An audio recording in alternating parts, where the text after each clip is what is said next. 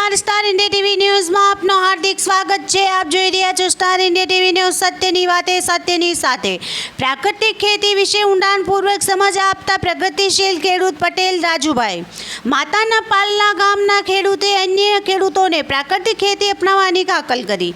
પ્રાકૃતિક ખેતી અપનાવી અન્ય ખેડૂતો માટે ઉદાહરણરૂપ બન્યા પટેલ રાજુભાઈ।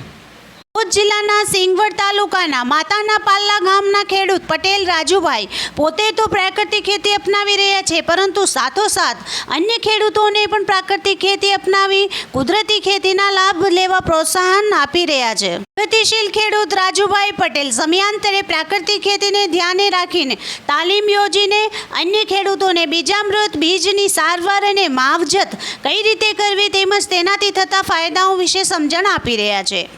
એમનું કહેવું હતું કે બીજની માવજતથી અંકુરણ વધુ સારી રીતે થાય છે અને બીજ અને જમીનજન્ય રોગોને અટકાવે છે।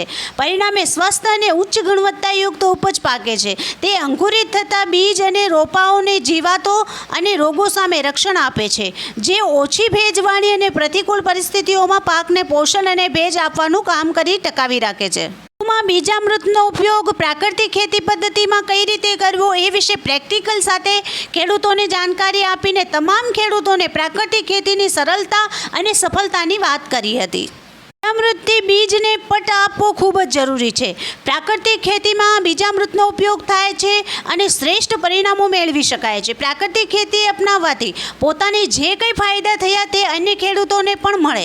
ખેડૂતો જાગૃત થઈને કુદરતી ખેતી તરફ વળે તે માટે તેઓએ પોતાનો સમય લોકો માટે ફાળવે પોતાનો અનુભવ પણ રજૂ કરી રહ્યા છે।